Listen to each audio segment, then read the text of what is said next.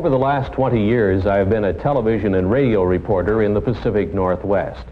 And during that period of time, I have passed along to the public hundreds of news stories from all portions of the world about the UFOs, the unidentified flying objects, the flying saucers. I have seen UFOs, but in all of those news stories, I've detected one missing fact, one incredible, glaring omission. Not one world public agency or scientific group has even offered a partial solution to this most amazing mystery of all time. No public authority has told us who are the overlords of the UFO, and why are they here, right now, at this time.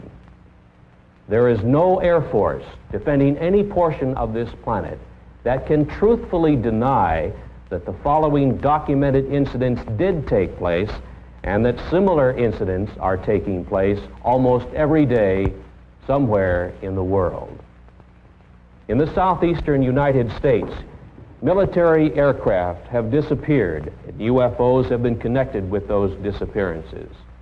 Near Pascagoula, Mississippi, 2 shipyard workers were taken aboard a UFO and given physical examinations. In 1976, in Kentucky, 3 women were taken aboard a UFO and terrorized while the humanoid crewman of the UFO gave them physical examinations. In Wyoming, in 1975, an oil exploration foreman, while elk hunting, was picked up by a UFO along with the elk and was medically examined and returned to the elk hunting area by the UFO crewman. In Arizona in 1975, while working in open country, Travis Walton was zapped away for 5 days and kept aboard a UFO.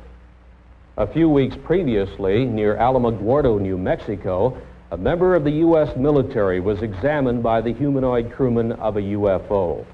Rather than reveal that fact, the U.S. military found duty for Staff Sergeant Charles L. Moody in Western Europe. Before the kidnappers of the UFO, humans seem helpless. The largest circulation newspaper in the United States offers $1 million reward for decisive UFO information.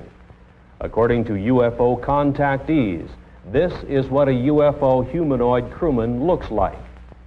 This is the best UFO photograph in the world. The military took it years ago and kept it secret.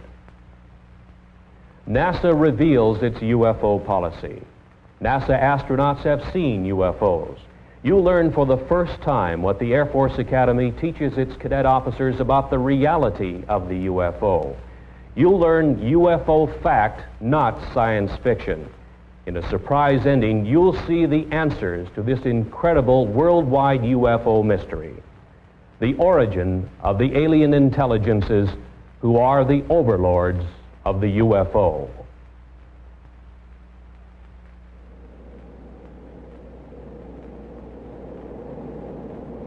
You know, Captain, I keep thinking about a real problem, and it's bugging me. What's that? Well, remember the TWA case when Captain Schemmel dived under a UFO and about a dozen passengers got hurt? Boy, I sure do, yeah. Ever think of what that would be like on a 747? Well, I've thought about it, but I don't talk about it too much. Well, we got 300 or 400 passengers and 20 stews moved around the cabin. Most of the passengers don't keep their seat belts fastened. Now, if a big UFO came on a collision course, and with a 747 cruising at over 600 miles an hour, we'd have just a couple of seconds to take an evasive action of some sort, a dive or a zoom. 300 people would be smashed around and a lot of them hurt. Some could be even killed. You couldn't tell what would happen in that cabin. Probably panic. Well, panic at the least, but you know, even if you got control and got down okay, the airlines couldn't hide a thing like that. But the FAA doesn't want to hear about UFOs, and they don't tell us, that's for sure. Now, if we talk about UFOs to the news media, we somehow get blacklisted and our jobs are in jeopardy. As an airlines pilot, no matter how many UFOs I see in the air, I'm not telling anybody about it. In the last half of this century, there has been one mind-boggling giant of a mystery, which has overridden the knowledge gathered by mankind through the ages. There seems to be no answer to the reason for the appearances of the unidentified flying objects, the UFOs. Public opinion pollster George Gallup reports that perhaps 15 million U.S. citizens, scientists, and other responsible observers have seen the so-called flying saucers, the UFOs. Who are the overlords of the UFO? What is their origin and their mission?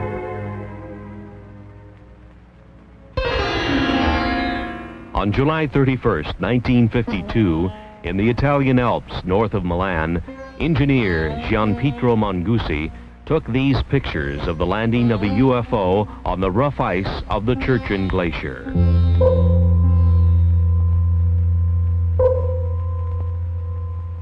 The UFO landing was only 3 minutes in duration. A humanoid in some kind of spacesuit with equipment on his back emerged from the UFO, walked partway around it, and then re-entered, and Mangusi had the pictures to prove it.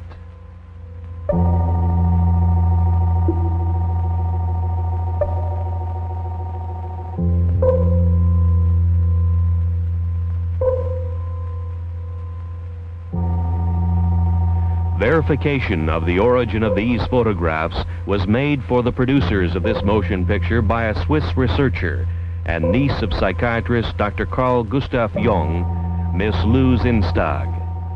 Since that time, world newspapers have made note of UFO stories in all degrees, from casual mention to news of an all-out UFO invasion.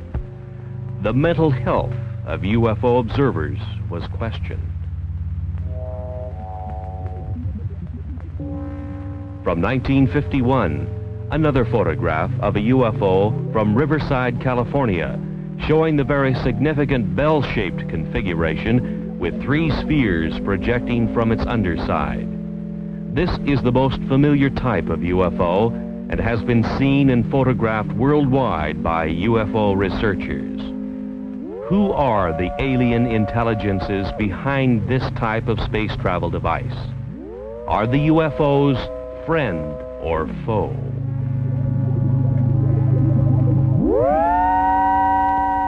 In 1973, another significant UFO picture shows not only the anti-gravity device operational, but also with it is a smaller degravitated sphere under the control of the alien intelligences of the UFO. Who are the overlords of the UFO?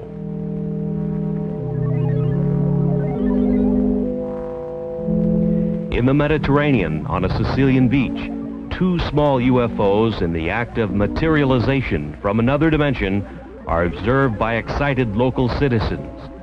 Materialization, a concept far beyond the understanding of modern science, but used by the alien intelligences of the UFO.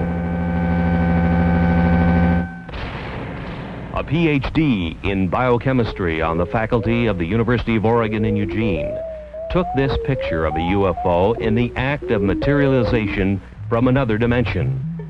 3 times during the shutter snap interval, the UFO appeared and disappeared, and here is the evidence.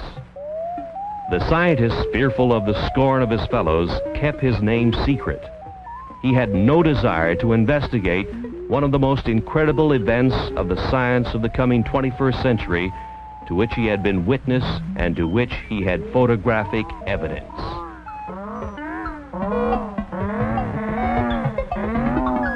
Kidnappings have occurred of military jets, people, and automobiles full of people. The military is helpless, and so are the police departments of the world. Where is the origin of the UFOs? UFO Quebec carried this sketch of a UFO humanoid crewman with a map of the star system in the vicinity of Zeta Reticuli, many light years away. This was indicated to UFO contactees Betty and Barney Hill. Is it truth, or is it a cover-up story? 2 UFOs over San Francisco, similar to UFO surveillance stories and photographs to come from every major city in the world. Iron Curtain scientists have stated publicly their feeling not only that UFOs are real, but that they have the same type of experiences which match those published in the Western world. We now reveal the facts of the UFO which couldn't be kept secret. The planet's most incredible unsolved mystery. Despite the cover-up efforts of world governments, a world silenced by fear, and a helpless world military, private scientific investigators all over the planet have contributed the UFO evidence which we now reveal. The UFO, the secret that couldn't be kept, that can no longer be covered up. Mount Rainier in the state of Washington was the area where private pilot businessman Ken Arnold, flying back to his Idaho home, first saw 9 disc-like flying objects on the sunny afternoon of 24 June 1947. They were moving at 1,500 miles an hour, a speed far exceeding anything we could put into the air at the time. When he landed his airplane at Pendleton, Oregon, he reported the sighting of inverted saucers moving at incredible speeds. The next day, on the radio news broadcasts and in the newspapers, the story sensationalized the term flying saucers. The previous summer of 1946, a member of the U.S. military encountered a giant UFO in a near-miss aerial situation, and the Air Force kept the threat to air safety secret. This event happened on the first day of August 1946 to the man second in charge of flight safety for the U.S. Tactical Air Command, Captain Jack E. Puckett. Captain Puckett's UFO encounter occurred about 30 miles from MacDill Air Force Base near Tampa, Florida, where his twin-engine C-47 airplane nearly collided with an airborne object about twice the size of a B-29 bomber, or about 300 feet long. His report further described the UFO as being cigar-shaped or cylindrical, and with what appeared to be glowing portholes. Governmental agencies have not responded to anxious questions from UFO observers. The Federal Aviation Administration has no UFO policy or opinion. The U.S. Air Force says it has aborted its UFO study program. No answer has been publicly given. UFOs still continue to be sighted worldwide.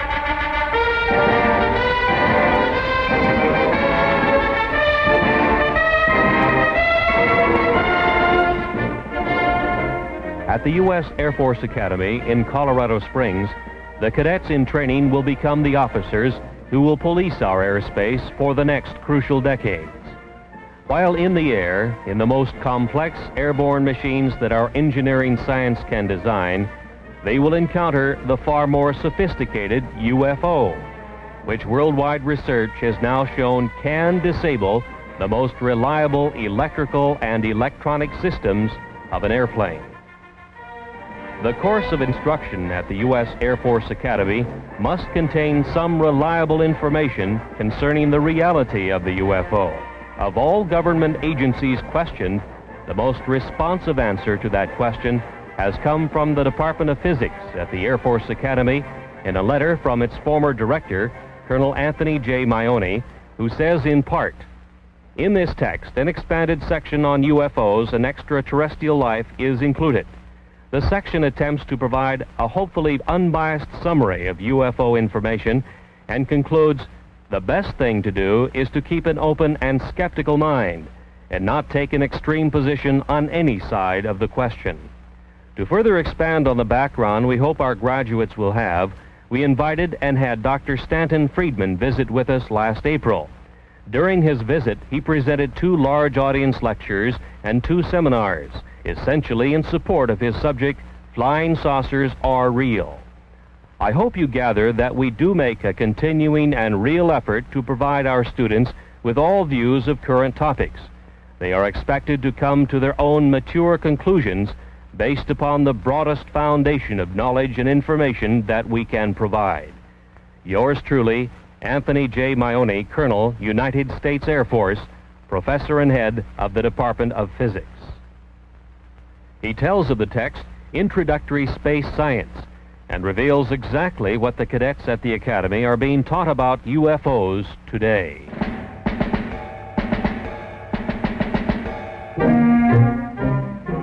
These are the men who will have to make crucial decisions while in the air when they encounter the incredible UFO. In the past, officers of the air forces of the world were given no instruction or any preparation whatsoever for this mind-chilling experience when they meet the spacecraft of the overlords of the UFO face to face. Nor have our astronauts been given proper instruction.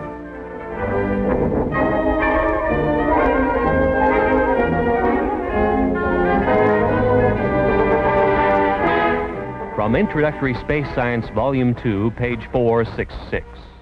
We should not deny the possibility of alien control of UFOs on the basis of preconceived notions not established as related to the UFO. Our physics may not apply. From available information, the UFO phenomenon appears to have been global in nature for almost 50,000 years. Known witnesses have been reliable people. This leaves us with the possibility of alien-controlled UFOs by visitors to this planet from this solar system or other solar systems.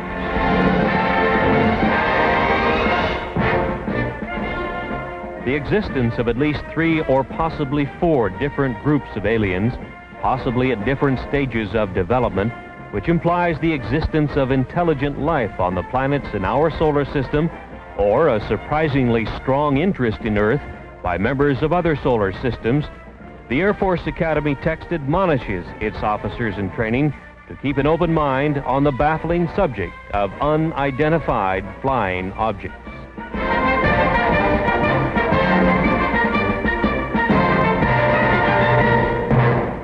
Maybe it's the honeymoon capital, this corner of the galaxy. Maybe the lecturers selected by the U.S. Air Force Academy to establish for their officers in training that flying saucers are real was Stanton Friedman. He had been appearing on the lecture circuit in various U.S. colleges as a UFO analyst with a high level of scientific training. Friedman's academic background includes a bachelor's and master's degree in nuclear physics from the University of Chicago. His employment background included much high-level work in space science in the area of fusion rocket research and nuclear-powered aircraft. He was 14 years with such aerospace contractors as TRW Systems, Westinghouse, and General Electric. He says, UFOs are the most challenging scientific problem of this or any other age. He made the following statements in public in Seattle, Washington, the home of one of the world's largest aerospace manufacturers, Boeing. The government has never really said what it's been credited as saying, that there are no flying saucers. They really word their press releases very carefully. The press takes it that last step. I think every government in the world has 3 major problems along these lines with regard to UFOs.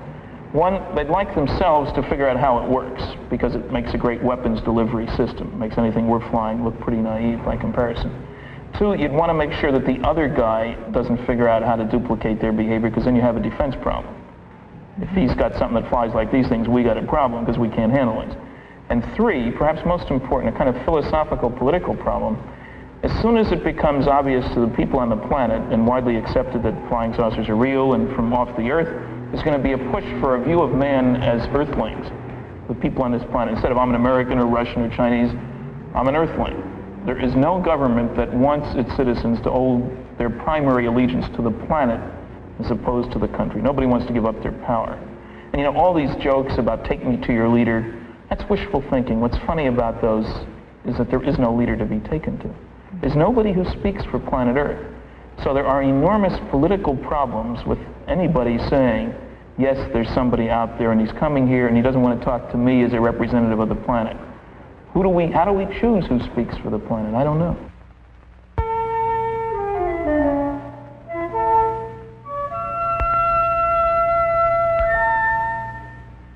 Since the 1950s, it has been easy to point to the millions of suns in space and speculate that somewhere out there is the home of the UFO.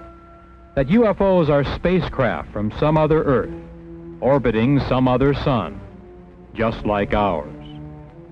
From a visible sun in the visible universe. Perhaps so, perhaps not. But the UFOs could also be from an invisible dimension, in the invisible portion of the universe, which our science cannot easily detect.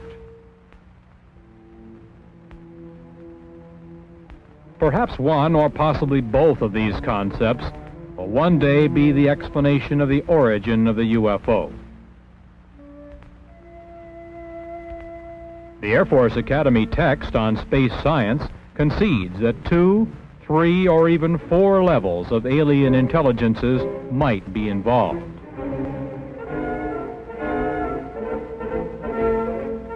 NASA at the Johnson Space Flight Center near Houston, Texas, only concerns itself with the visible universe, with aerospace contracts administering the manufacturing of visible metal vehicles, making visibly televised trips in the Earth-Moon area, and with probes within the solar system by unmanned devices.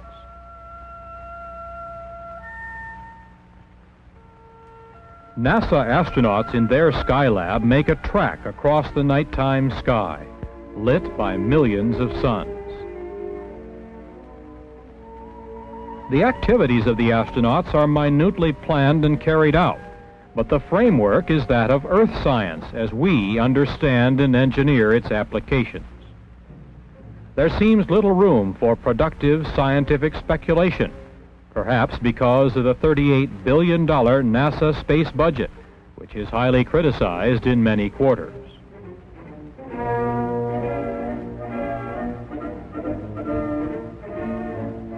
It is difficult to explain why the planners of NASA's space program would refuse to admit the spacecraft capabilities of the alien intelligences who built this device, first seen over the Korean battle area in 1952 and photographed by the U.S. military.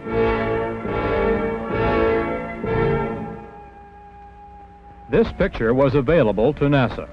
Obviously, it is not a picture of anything manufactured by humans on this Earth.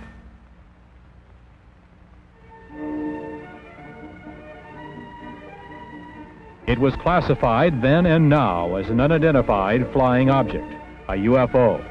Can we now identify it?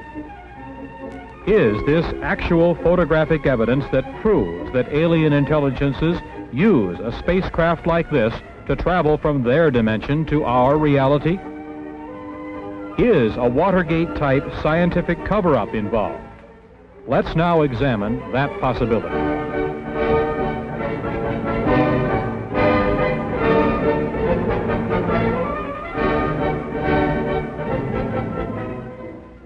NASA first had warnings of UFOs from the pilots of its own X-15 project. The X-15 is a rocket-powered airplane which is launched high over the desert test area in California. The B-29 bomber is the launch vehicle which takes off, flies to its highest possible altitude, and then launches the little rocket-powered airplane. The test pilot gives it power, and the airplane goes through its maneuvers. Various complex engineering problems are worked out by such testing. And the engineering flight test pilot is one busy man.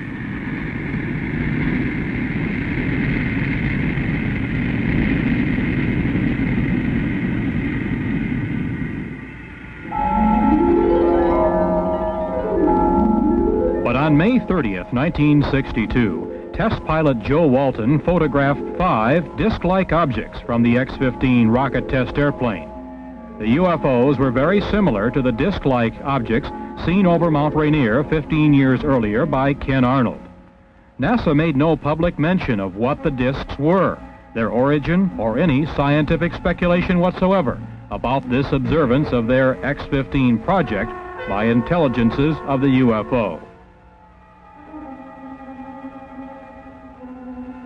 On July 17th of that same year, this time at an altitude of about 58 miles, test pilot Bob White noted that he had UFO company and photographed unexplained objects even closer to his X-15. Across the nation, news headlines state that 26 astronauts have seen and photographed UFOs. The public is puzzled by NASA's silence on the subject.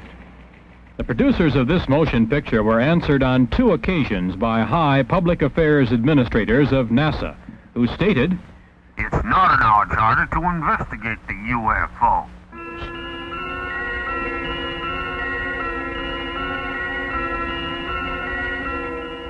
Inside the Skylab in zero gravity, the astronauts go through the day and night with their every minute carefully scheduled. The scientific experiments are in almost every instance planned, not to open new areas of the unknown in cosmic science, but to reinforce the ideas we already hold regarding the reality of the universe. Planners have left no time or leeway in which the UFO can be postulated, thought about, or examined. Certainly, few startling public announcements have been made of any new discoveries during space missions. No new theories have been advanced. Astronaut Jack Lousma in Skylab 3 saw a glowing red object making its way across a field of his vision. He photographed it from his little planetoid in space, the NASA Skylab. It could have been explained as a meteor glowing red in space, except that there is no atmosphere in space whose friction could heat a meteor to a red glow. Was it a UFO observing Skylab? NASA remains silent.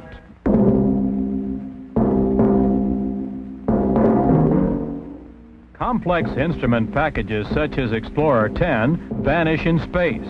Launched on the 25th of March, 1961, it disappeared, although its life expectancy was over 100 years.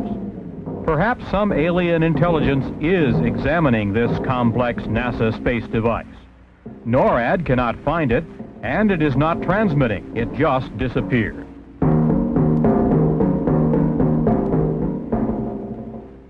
What is the photographic evidence that UFOs are watching our every space move? Why is it so hard for the project managers of NASA to accept the reality of the UFO? Is there a high-level scientific cover-up? And if so, why? Governments are charged with upholding the law, and no law on Earth is more basic than the law of gravity. No wonder the obvious anti-gravity capability of the UFO makes governments uncomfortable. Bravely, some astronauts have stated that they believe in the reality of the UFO and the capability of the UFO to defy gravity, while our giant rockets consume enormous amounts of fuel, putting a simple space capsule or Skylab in orbit. In the dark blue of space, in silence orbiting the Earth, the Skylab is the planetoid home of its crew. The crew is like the NASA test pilots in the X-15, busily occupied and concerned with the scientific work outlined for them by their NASA masters. Life support in Earth orbit is a scientific victory in itself and a major achievement for Earthlings. But outside alien intelligences are again observing the progress of man from Earth. 2 UFOs are photographed by an astronaut during a spacewalk. The hatch is open. The astronaut is working his problem. Again, 2 UFOs flit by. Just moving lights, something that could be easily ignored unless we obtained other pictures and other explanations. Actual pictures which could identify the UFO as a solid object with a mission and under intelligent control. One of the most remarkable instances of UFO photography took place in 1968, here above the Boeing Space Laboratory, south of Renton, Washington. Several photographs were taken of a UFO by then 14-year-old Scott Silty. It showed its anti-gravity capabilities as it hovered over the center in 2 locations. His efforts produced probably the only detailed shots of a UFO materializing to show configuration and portholes. His junior high school instructor, Jim Holm, was given the negatives to develop. Holm said he didn't know what to expect, but became a believer when he saw what the young Silty had apparently captured on film. When they came in that morning and they said, hey, we got the pictures we were talking about, naturally, you know, junior high students, you're a little bit reluctant to believe everything they say. But then, you know, as things proceeded, what happened was I developed the pictures, and we know the results now. What is your impression of what that object is? I'm always hesitant, but I would have to say that believing the students and the type of students they were, it almost definitely had to be some type of a flying object. Right out there. Right. And it's a little eerie. The thing that shook me up at first is I was reluctant to believe them. And when I printed or developed the film, I really couldn't see that much. But I was shocked. I have to admit, I was shocked when I put it in the enlarger. And through the enlarger, I could see a great deal more of what the object looked like. Like the portholes. Right. That was, I would say, the portholes was the most shocking part, because then it looked different than just a glow in the sky in a certain form. Like you always hear the thing, you know, swamp gas and that sort of thing. But no swamp gas is going to have portholes or a configuration geometric the way that was. One man who has spent the last 25 years researching and keeping track of UFO sightings in the United States is Seattle fireman Robert Gribble. He has spent his spare time gathering all data possible that will help him keep track of when and where they take place. The pins on this map indicate sightings in the U.S. for just 1 year. Over the past quarter century, he has come to some conclusions based on the number of sightings he has recorded. We have received and recorded some 30,000 sightings since 1955. Have you noticed any particular patterns that develop in pinpointing the UFO sightings on these maps? No, we have found no marked pattern, although we do believe that they are following 2 procedures. One, a surveillance of the land areas, a very close surveillance, and a close surveillance of the people, and it seems to fluctuate from one to the other. Now, through all these years of research, you must have drawn some conclusions about what they are, what the UFOs are. Well, we firmly believe that what the people are seeing and those objects which we have classified as unknown are actually vehicles not manufactured on this planet. How can you draw that conclusion? How do you know? Well, the vehicles have been seen in the United States, and there are good records of this for the last 200 years, and actually the records go back into history for some 3,000 years. The same things that were seen then are being seen today. We understand that there are several hot spots in the United States, UFO sighting areas, and one of them happens to be in the southwestern United States in Utah.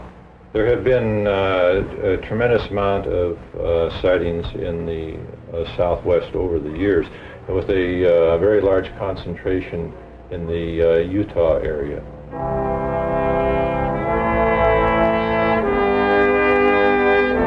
The Canadian UFO Report was one of the initial UFO publications to headline the story of the possibility that much of the early Mormon history tells of a contact with an alien intelligence, the angel Moroni. It opens the possibility that the founder of Mormonism, their prophet Joseph Smith, may have been one of the greatest of UFO contactees. Dr. Frank B. Salisbury, on the faculty of the State University of Utah in Logan, and himself a Mormon, does not doubt that possibility. He has stated publicly that he believes that his UFO study has established the probability that the Earth is being visited by UFOs that seem to be using the isolated area of eastern Utah as an Earth base. In March of 1975, a national tabloid newspaper circulated the following story of a UFO kidnapping. The producers of this motion picture interviewed Carl Higdon, who furnished the artist's conception of the android crewman from the UFO who kidnapped him and took him aboard the UFO to elsewhere.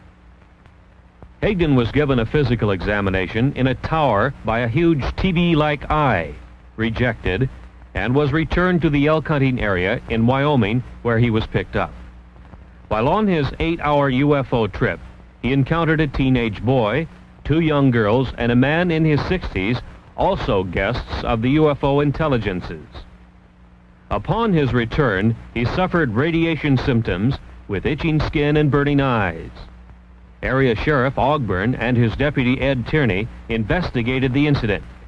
So did Dr. Leo Sprinkle of the University of Wyoming, who gives us this professional opinion as to the truth of this verified UFO kidnapping.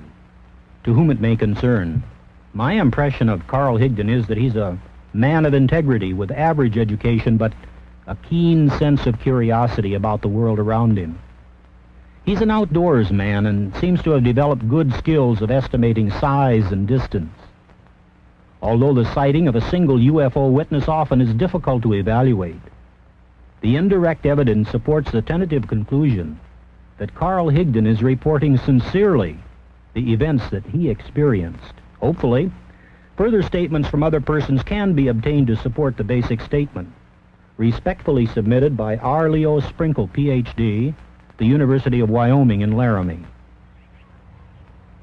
UFO traffic in the Rocky Mountain area of Utah, Arizona, and New Mexico reached a high level in the November, December, and January period of 1975 and 76, with police departments reporting large cigar-shaped UFOs and other UFO types of spacecraft hovering for days at a time over cities in this area.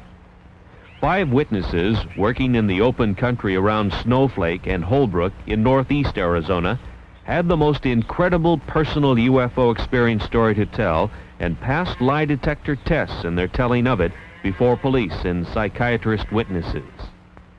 22-year-old Travis Walton suddenly disappeared one morning as the group was working in the open country. Dwayne Smith, Kenneth Peterson, Alan Dalis, Mike Rogers, and John Golette were involved in the significant UFO kidnapping incident in which a greenish blue light originating from a UFO overhead zapped Travis Walton into an invisible dimension from which he returned 5 days later.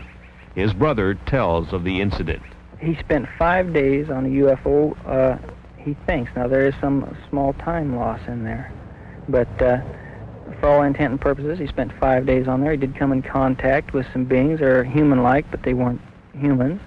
And he had quite an experience. He said he doesn't remember anything about a blue light in the first encounter last Wednesday. The blue light that they saw, he said, at that instant, felt like he got hit in the forehead with a baseball bat, and it knocked him out.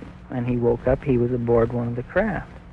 And they never spoke to him. They led him around by the hand. They wouldn't talk to him. They showed him this and that, and when they let him off, he woke up. Did he say they were friendly creatures? Smiled all the time, friendly, never harmed him. They were just as nice as they could be, but there was a total lack of communication, either verbal or mental. And he said that's what made him so upset, that he couldn't speak with them. That's what he was very, very disgusted about that, nervous and just plain disgust, the chance of a lifetime, and they wouldn't cooperate. Obviously, Dwayne, you know your own brother probably better than anybody else. Do you believe the story? I've never seen him play a practical joke in his adult life. A psychiatrist tells of his examination of Travis. Our conclusion, which is absolute, is that this young man is not lying. There's no collusion involved, no attempted hoax or collusion with the family or anyone else. There's a rumor around that there's contracts. There are no such contracts. No motivation for a lie. Any possibility of lying or hoax as you see it? None whatsoever. As we have indicated, UFOs can create a tremendous spatial energy flow. One of the most startling examples of that occurred several years ago on Vashon Island, which is located in the Pacific Northwest in Puget Sound, not far from Seattle, Washington.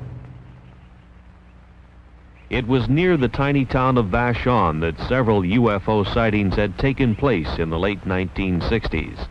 So the fact that local residents had seen such phenomena was not startling.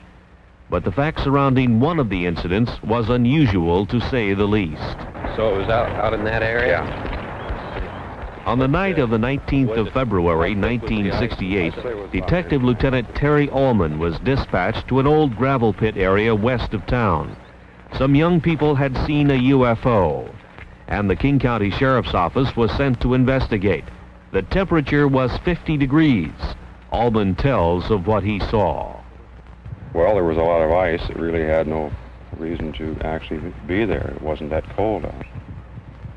And did it have a certain consistency or something unusual about it? Well, it was 1.5 inches thick and it was rather milky and bubble. Mm-hmm. And what was the impression that you had, or why did you have the impression that it was some strange phenomenon that created this?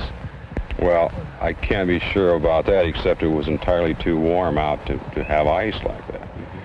One of the other officers had responded to a UFO call at that same location the night before. The UFO energy flow had apparently left a solid sheet of ice as it supercooled the area below the UFO as it took off. At the freezing temperature of 32 degrees, it would take some 113 hours to freeze the pond 50 feet in diameter with a sheet of ice 2 inches thick, and the weather had not been that cold. The UFO did it. Because of official concealment, denials, and just plain ordinary bureaucratic cover-up during the 1950s and 60s, many cases of UFOs establishing themselves as a menace to commercial airlines' safety of flight had been concealed. One night, 10 of 85 passengers aboard an American Airlines commercial flight were injured when their pilot, Captain Ed Bachner, took evasive action to avoid a UFO encounter. It happened to flight number 966 on the night of 17 July 1957 on a flight from El Paso to Dallas, just 50 miles east of El Paso over Salt Flats, Texas. The UFO continued along the Gulf Coast to Gulfport, Mississippi, where it turned north. Traffic control radar tracked the UFO and the military was alerted. In the vicinity of Meridian, Mississippi, the Wing Intelligence RB-47 electronic surveillance airplane tuned in the UFO's emission on its ALA-5 pulse analyzer. As it moved west toward Dallas, Texas, the pulse train of the UFO was analyzed as having a 3,000 megacycle envelope, a duration of 2 millionths of a second, and a repetition rate of 600 times a second. This was identifiable electromagnetic emission from a UFO, which was also being tracked by military and Federal Aviation Agency radar. The UFO circled Dallas and Fort Worth, Texas, and headed north to Oklahoma City, and continued its track north, followed by the Wing Intelligence electronic surveillance aircraft. This was continued until the U.S. Air Force plane was to run low on fuel near Forbes Air Force Base. At 1:45 on the morning of April 3rd, 1975, some 20 or more law enforcement officers in 5 North Carolina counties pursued a bright, glowing, unidentified alien spacecraft. Newspaper headlines told of a major incident which was, in effect, kept secret from the rest of the nation. Newspapers, radio, and television all over the world remained silent on the stories because wire service editors did nothing to emphasize their significance.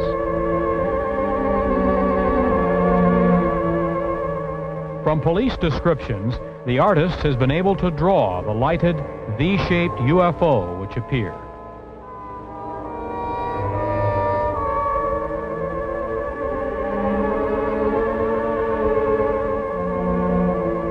No responsible agency gave to the public any scientifically supported explanation of the origin or mission of the alien space travel device.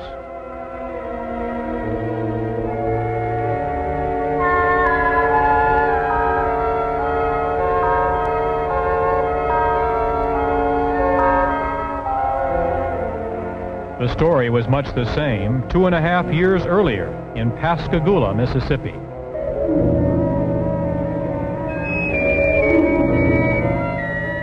The Pascagoula Press first headlined the story October 12, 1973, and told the nation about two shipyard workers, Calvin Parker and Charles Hickson, who had their fishing trip interrupted by a glowing, blue-lighted UFO which landed near them.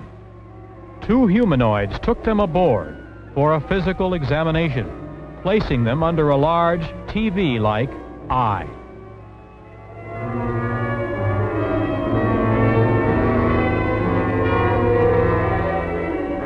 Scientists were quoted as saying that the UFO report was true.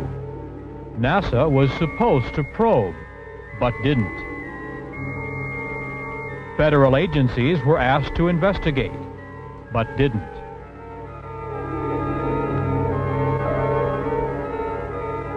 Hickson said the creatures from the UFO seemed friendly, but that they acted controlled, as if they had a specific thing to do, and did it. They were about 5 feet high, pale and ghost-like, with crab-like hands and rounded feet. As Hickson and Parker were taken aboard, they suddenly began to float on air, became weightless, and totally helpless.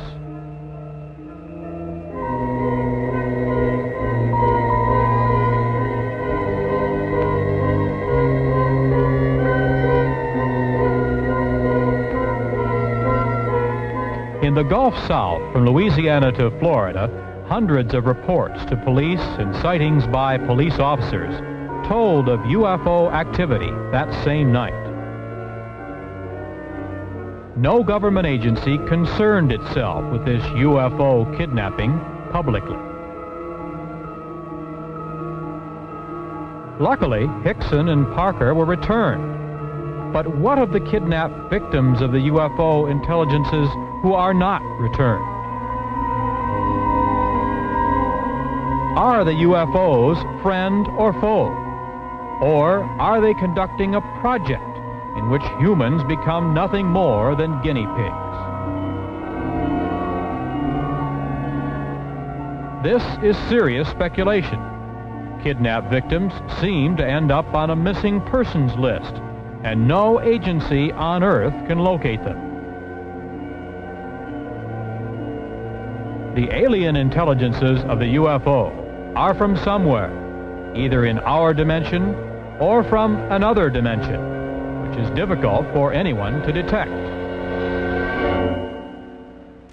Misunderstanding the complete dominance of man by the UFO intelligences led the city fathers of Ocean Springs on the Gulf Coast to seriously decide to solve the problem by passing a law prohibiting the landing of UFOs in that area.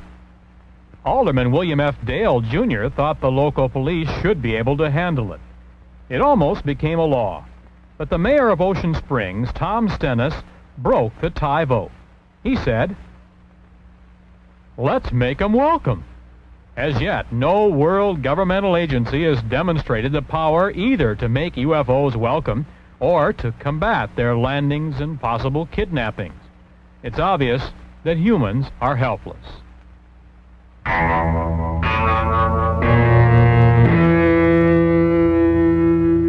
Since 1966, the very competent scientific analysts of the British publication The Flying Saucer Review have been assembling all available information about alien intelligences who have made repeated UFO landings in the high Pyrenees Mountains between France and Spain. So have the defense authorities of both nations. The UMO intelligences claim they come from what we know as Star System Wolf 424, some 14.6 light years from Earth, 90 trillion miles. Near their home planet, their UFO space travel device enters a black hole in space. A giant energy whirlpool vortex which hurls their spacecraft into another dimension in which time hardly exists. From this, they emerge into our dimension, into our solar system, and proceed to their expeditionary target, Earth.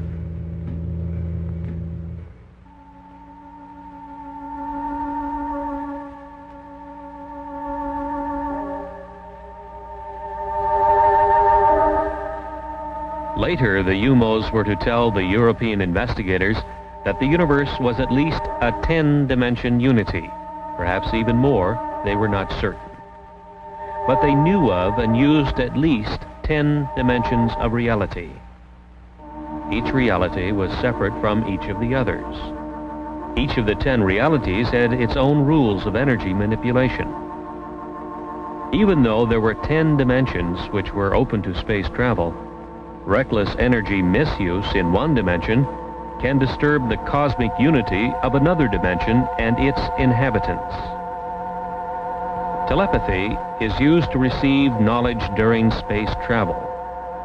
The mind, said the UFOs in the quiet areas of space, is especially open to pure cosmic knowledge received by telepathy. Any mentality can receive and benefit from knowledge received by telepathy. The more telepathic ability is exercised, the more valuable it becomes, the UFOs learned, as they learned many of the high scientific secrets of the solar systems they traveled through in their space exploration projects.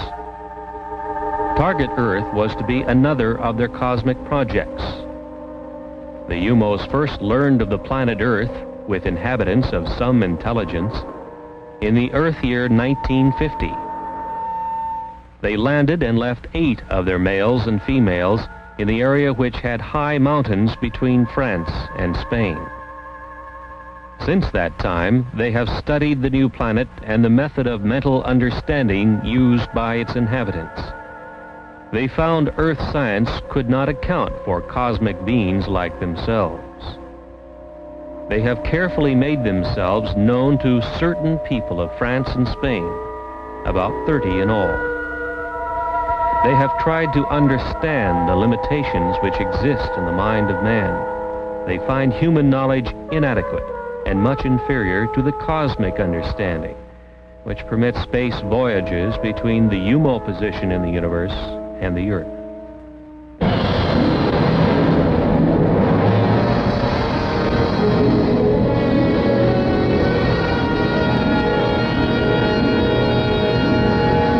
At 800,000 miles, Jupiter looks to the Earth-developed eye like this. To the UFO, perhaps different. Jupiter's moon, Ganymede, is some 8,000 miles away and moves in its orbit. Its diameter, 3,000 miles. The UFO intelligences took a heat measurement of the Jupiter hotspot. They compared the measurements to that of the surface of their sun and found it about the same. The other Jupiter moons were identified: Europa, Amalthea, Callisto, as they were named by Earth astronomers.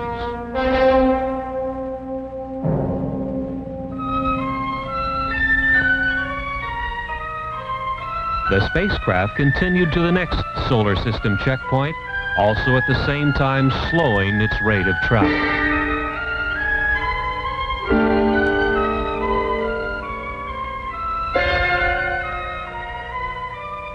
Saturn was identified with its strange moon, Titan. Titan rolled along the equatorial plane of Saturn like a wheel on a road. The UFOs identified its atmosphere, methane. In the vicinity of Saturn, they tuned to the history and the totality of knowledge of the solar system, accumulated since the time the sun was born. Knowledge lost, and knowledge still used, and knowledge to be rediscovered. It was from this Saturn knowledge store that the UFO intelligences learned of humankind's achievements and failures. They learned, too, of the state of development of the plant and animal life and all details of Earth and the other planets. They continued their journey past Saturn, its bright rings shining a dark space blue in the Titan sky.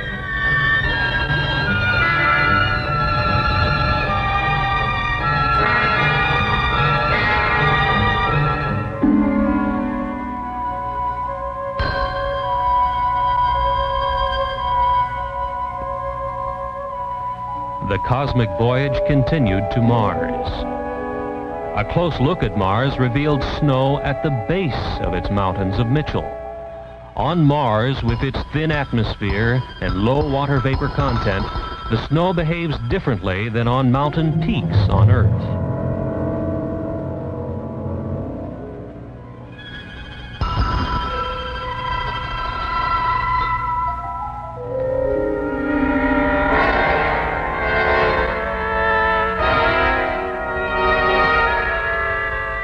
Leaving Mars, they passed scarcely 100 miles from Phobos, one of its two moons. 4,000 miles above the red storm-swept planet, Phobos is a dark clump, only 16 miles in length.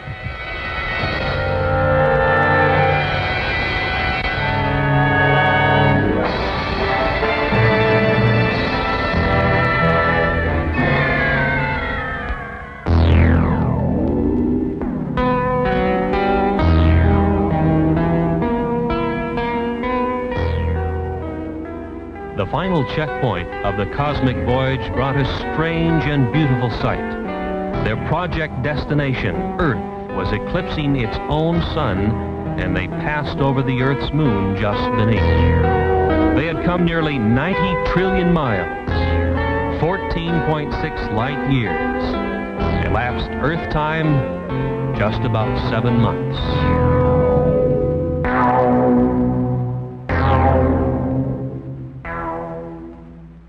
Came now the moment to synchronize the UFO's space travel time with the time of the expedition's target, Earth.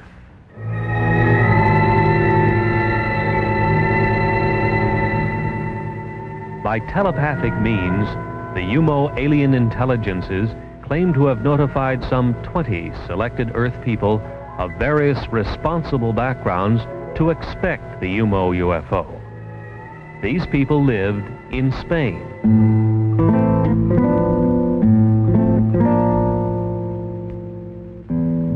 The British Flying Saucer Review headlined an attempt by the Spanish Air Force to intercept the UFO.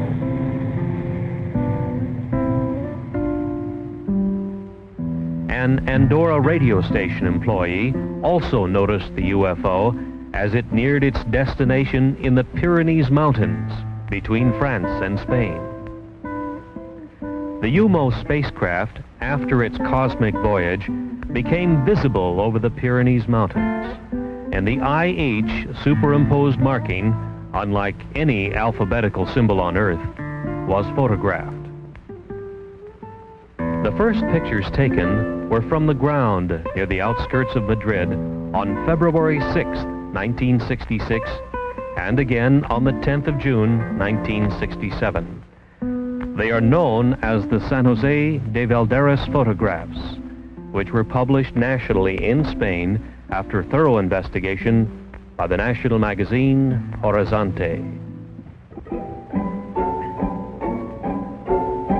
During the years since 1966, much of the UMO information has been investigated by competent people of England, France, and Spain.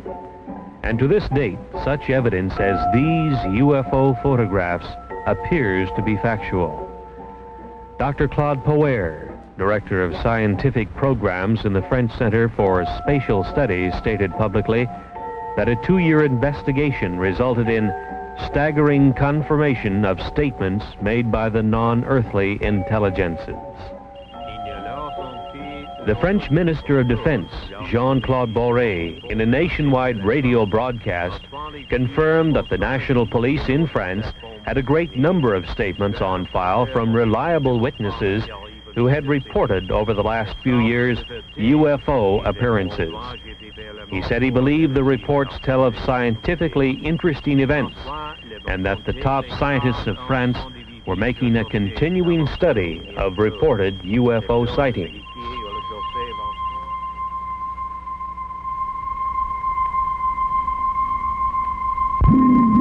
From those files comes this photograph of a UFO taken at night as it was tracked across France. This is known as the Valençol UFO. The device is emitting brilliantly colored radiation and seems solid. If so, it is obviously capable of defying gravity. The French defense minister says that this type of appearance is being studied seriously by French science. Not so in the United States, where even the anti-gravity capability of the UFO is being ignored by official science.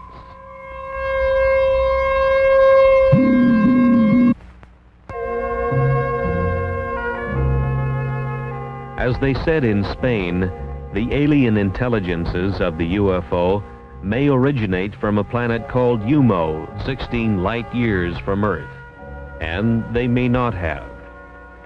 If we are to understand the origin of the UFO, we must be ready to vision another dimension which penetrates our earthly reality.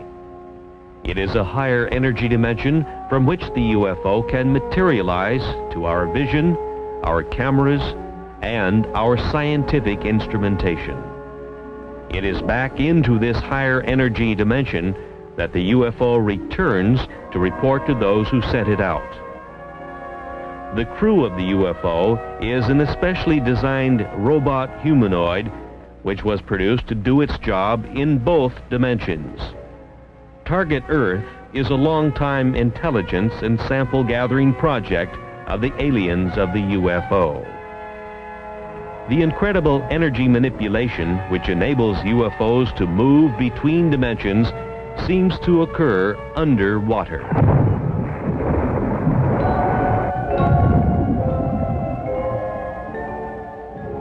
The Puerto Rican Deep, which extends 30,000 feet under the sea, is one such area.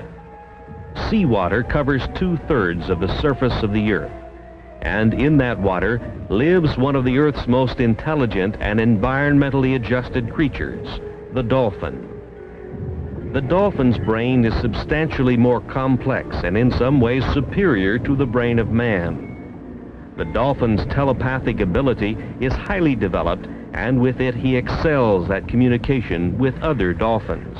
Today, the Canadian-edited UFO report and other such publications are the only other mediums which have carried stories which have filled the Venezuelan newspapers and tell of UFOs which emerge from under the sea off Puerto Rico and continue to the U.S., South America, and Europe. Undersea disturbances of a major nature have occurred in this area for many years. The National Oceanic and Atmospheric Administration's NOAA satellite had communications blacked out many times as it passed over the area some 800 miles up in its orbit, reported Dr. Wayne Messigian of Longwood College in Farmville, Virginia. In 1945, the U.S. Navy lost 5 torpedo bombers and a large 4-motored flying boat searching for the lost Navy pilots. Commercial and private airplane pilots have seen their aircraft under this strange influence lose instrumentation and electrical control. Airlines issue denials and pilots are afraid to talk in public because of fear for their jobs. In March of 1973, a series of events near Caracas, Venezuela, a few hundred miles to the south, established what may be a link between the very deep ocean areas of the Caribbean and the UFO. On March 22nd, hundreds of people witnessed a pair of flying objects trailing blue smoke as they approached from out of the sea and then hung motionless near the Caracas airport. Then, with a shrieking sound and a burst of orange flame, separated and vanished, one to the east and one to the west. For the next 9 days, UFOs rose out of the sea, hung in the air, remained motionless, and in various manners cavorted over the metropolitan city of Caracas, Venezuela. The Caracas newspaper, Ultimas Noticias, carried the UFO stories and reached the conclusion that thousands of its readers are now convinced that by evidence of their own eyes, UFOs have an undersea base in the Caribbean. UFO traffic into and out of the sea was seen by hundreds of witnesses. Other water areas have also been the site of UFO traffic. Teleportation occurs in the vicinity of a UFO. In May 1968, a well-known Buenos Aires attorney Dr. Gerardo Vidal and his wife and children in a Peugeot 403 were teleported 4,100 miles by a UFO and put down near Mexico City unharmed. This Ford was teleported hundreds of miles in South Africa because it was near to a UFO which degravitated it and transported it, says the Flying Saucer Review. The aliens of the UFO are energy manipulators of a very advanced nature, far beyond our science. In the search for the method of communication with alien intelligences of space, such as the overlords of the UFO, some of the most significant work in the world has been done by Dr. L.G. Lawrence, president of the Ecola Institute of San Bernardino, California, a research foundation. Dr. Lawrence is one of the world authorities on the use of biological sensors, such as that of the friendly laboratory philodendron, which senses the pain of Dr. Lawrence. As he purposely burns his thumb on his hot pipe bowl, the biological sensor, the plant, reacts with a squiggle of recognition of Dr. Lawrence's pain on the laboratory instrumentation. This is known as the Baxter effect. Dr. Lawrence developed his 3-ton stellatron for sensing biological messages which might be running free in the universe. He sets it up in remote areas, and it is shielded from all electromagnetic radiation, such as all radio and TV radiation, for instance. It can be influenced only by the etheric or bioplasmic pulses that influence plant and animal life. On October 29, 1971, and again in April 1972, on the Mojave Desert in California, intelligent communication from the direction of Ursa Major was received. One star of that system we know is the North Star.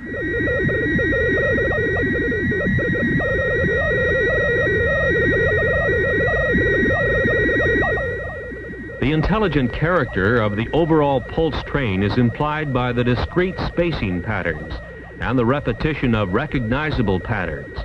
Again, for the first time in public, you now hear the modulated signals, a message as yet undeciphered, which originate in outer space. This has been brought to you by special permission of Dr. Lawrence, and it is a scientific first.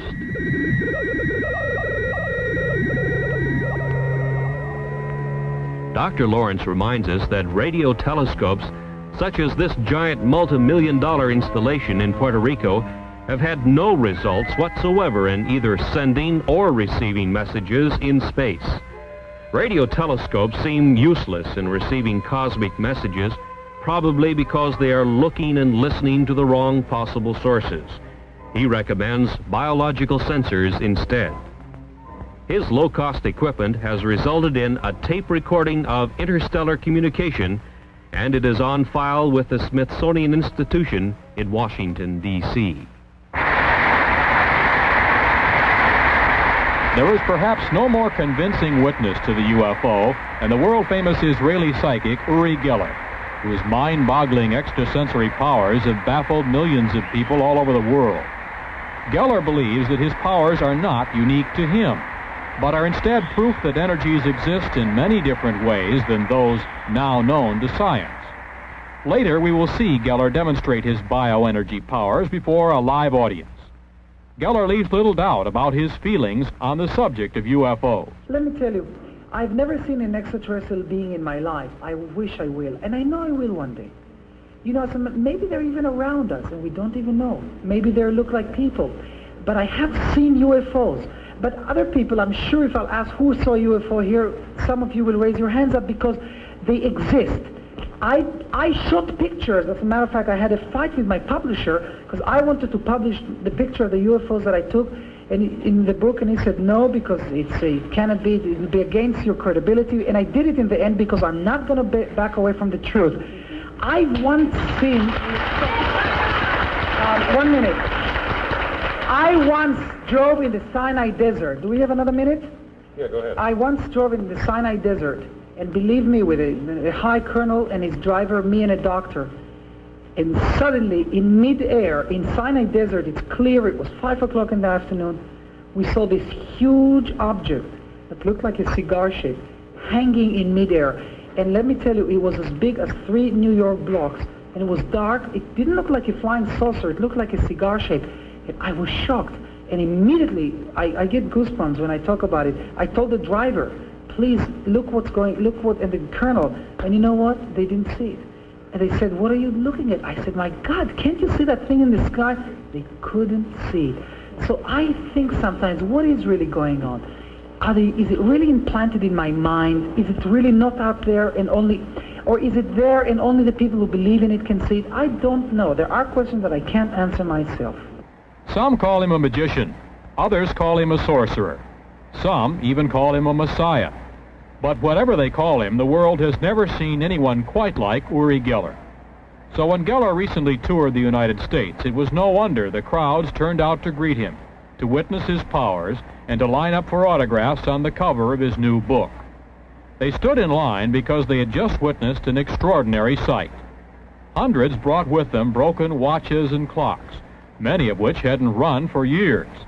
Then they sat back and watched the bioenergy of Uri Geller go to work. You can see that the second hand. Can the camera show the second hand? That'd be a tough shot, I think. I don't know how to show it, that it's not working, but tell me if you... Well, whatever, Watches it's not that he is working with. He's got a whole huge handful. How many there? Maybe 10. I don't know. Let's go. This is what I want you all to do now, and I know it looks silly. I'm going to shout 1, 2, 3, and all of us are going to shout work. I mean, we're really loud and really talk to these watches because that's the way it works. 1, 2, 3, work! Listen a little louder. It's your watches, you know. We may have blown out the transmitter, I think. One more time. 1, 2, 3, work! Hold this for me for a second. Okay. Now what I do is I sort of finally put an energy into it, and I say work, and I just talk to these watches. His left hand over and I'm sure most of them will. And just clenching his fist. He's clenching his fist over and over, just above the watches. No, it's working. This is working. It is.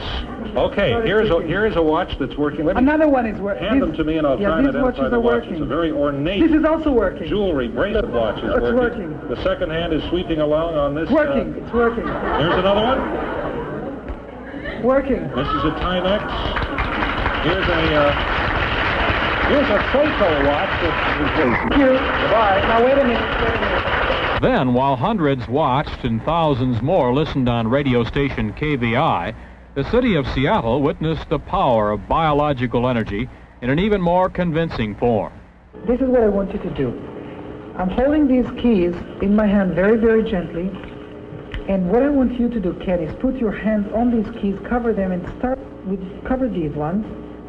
No, not very, very gently like that, and the other ones.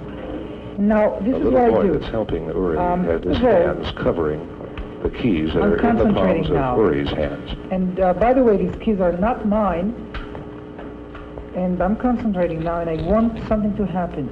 If you feel anything in any hand, tell me. If you feel any tingling sensation or heat or... Where do you feel this? The keys are in Uri's hands. The little boy is holding his hands over the keys, but... All right, now start concentrating, Ken. What you have to do is you have to say, Ben, I hope you have enough feeling there, because I don't know how long this will take. Uri's hands are flat.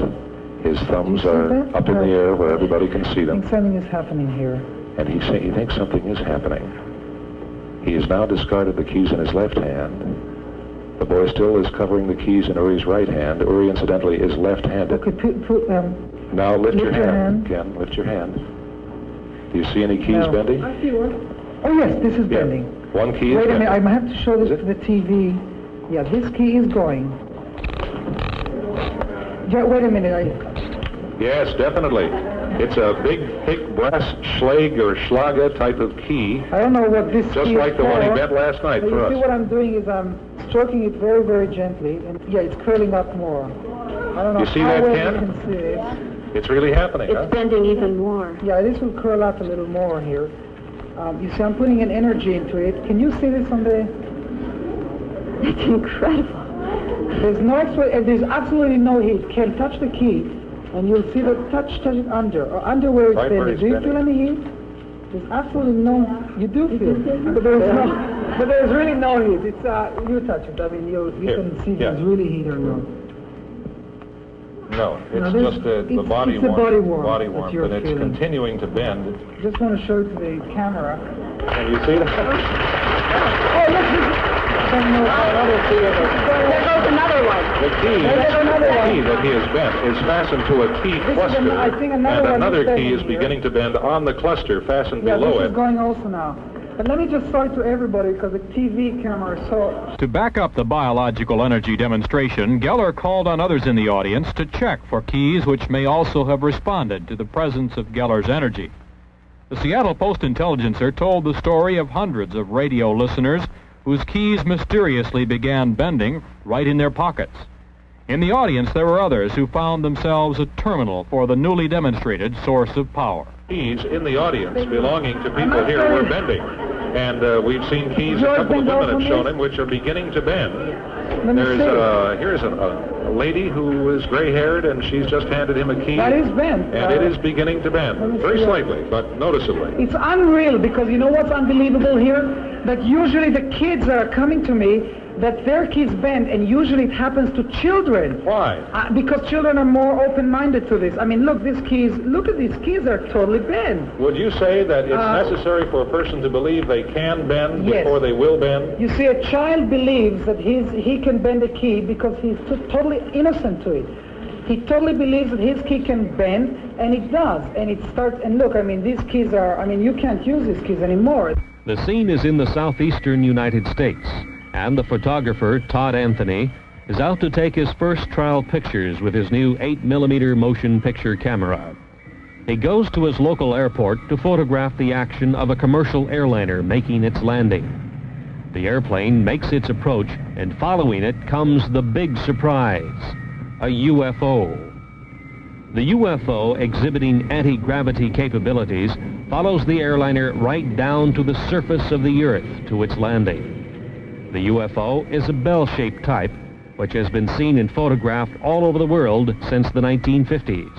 From Australia to Western Europe to South Africa to Mount Palomar in California, where George Adamski made excellent still pictures, all with the same bell-shaped configuration with 3 spheres on the bottom. There are some very significant things about this UFO type. Under the bell-shaped hull are 3 spheres. It is these globes which, when excited by a high energy level, cause the UFO to become immune to gravity. At this point, the UFO begins to take on a glow. At a higher state of excitation, it is ready to move into its home dimension, a dimension which is not light years away, but right here, interpenetrating our reality. A significant amount of scientific research evidence now seems to confirm the amazing fact that UFOs such as this are interdimensional spacecraft. These same types of UFOs have been photographed, invisible to the human eye, by means of ultraviolet filters, and have been found to be trailing our commercial airlines' flights at 35,000 feet, just as this flight was tailed by a UFO right to its landing. This time, it was visible. We have presented evidence that many times commercial flights near a UFO have lost electrical control and their aircraft instrumentation. Pilots have confirmed this fact. Passengers have been injured as pilots have taken evasive action when surprised by a UFO which to them seemed to be on a collision course. Yet no world scientific agency or government group has seriously studied the problems of UFO encounters, or kidnappings, or losses of aircraft due to the UFO.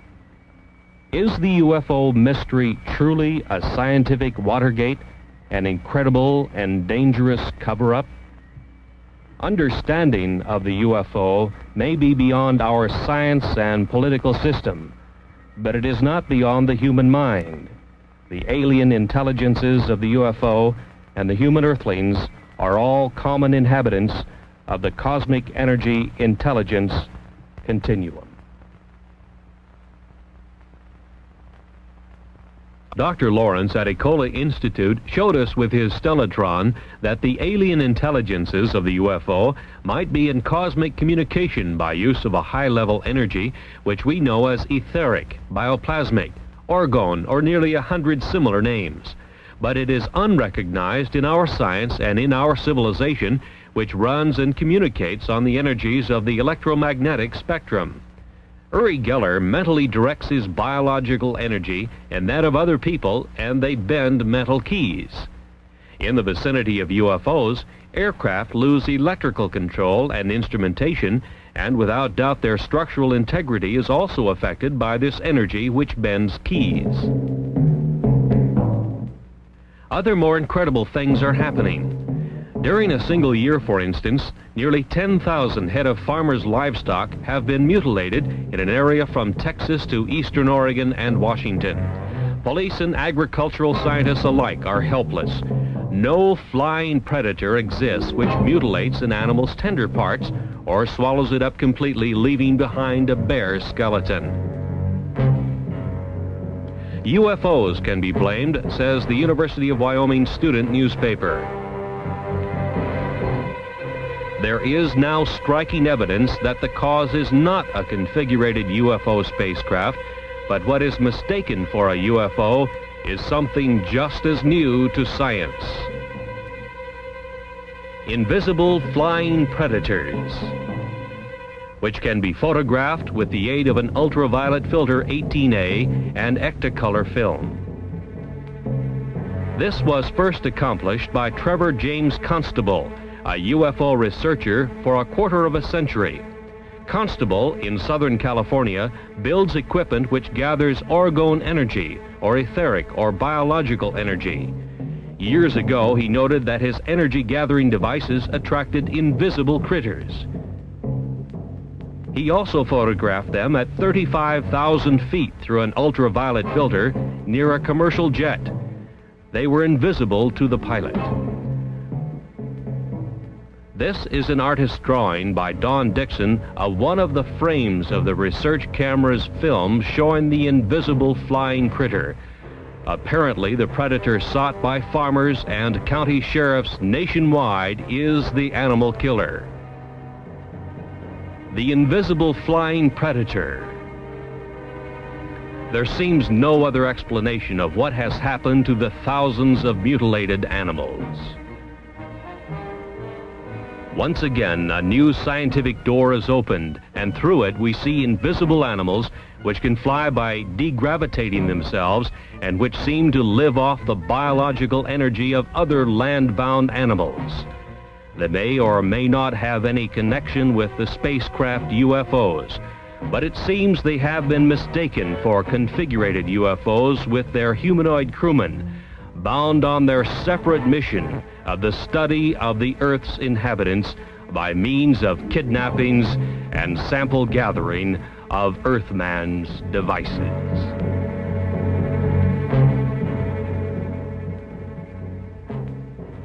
In the U.S., it is at Federal Aviation Administration flight centers that air traffic controllers are trained to handle the routing of aircraft in the nation's air lanes, so as to keep constant eyes on the safety of flight procedures. But what about the UFO? What about near misses where UFOs and passenger airplanes were involved? These near misses have occurred, and when the pilot takes evasive action, passengers have been injured. This we know to be fact. UFOs are conveniently ignored by all. This is the FAA interpretation. Air traffic controllers are just that, not UFO traffic controllers. UFOs are ignored in the FAA procedures, even though it can now be proven that not only have near misses occurred, but that aircraft have been lost in the powerful energy fields of the UFO. The UFO problem has not as yet been permitted to be properly studied. Truly, is this expensive and complex world air traffic control system really adequate? The evidence now indicates that not only the military, but also the civil bureaus of world governments have been engaged in an incredible and deep cover-up of the real menace of the stepped-up UFO invasion of their target, Earth. The police departments of the world are helpless before the kidnappers of the UFO. This, too, we now know to be fact. How is this nonfeasance possible? This is Joe Harrell. He runs the Flight Control Center near Seattle, Washington. His job is to run it and train air traffic controllers. What we wish to point up now by a question is how extremely expensive governmental bureaucracy is able to ignore an obvious peril to world citizens by simply non-admission of the existence of this mind-boggling problem. To my knowledge,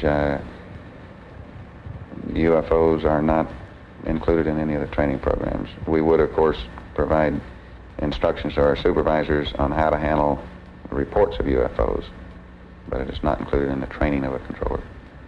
So I suppose the only way in which it would be included would be in I assume you admonish these people to be aware of any unusual circumstance. That's right, and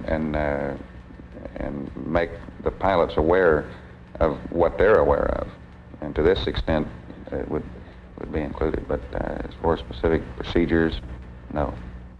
After $60-odd billion spent for manned spaceflight by NASA, it has been determined that man is truly confined to this Earth. The incredible secret concealed from the tax-paying public by both NASA and its congressional masters is that man cannot participate in long space expeditions. NASA has scientifically verified and kept very quiet the fact that the unstoppable cosmic rays to which every astronaut has been exposed destroys brain cells at the rate of 1% every 4 months. Since the neurons of the adult human brain do not reproduce, a space expedition represents irreparable brain damage and would reduce the crew to idiots in even the 8 years it would take to go to the nearest sun and return. NASA claims that the 13% loss of neurons would equal the brain damage sustained by an alcoholic, but NASA does not allow for increased intensity of cosmic ray bombardment as the astronaut moves in space. NASA must now admit that man cannot travel far in space because of significant brain damage which he will undergo.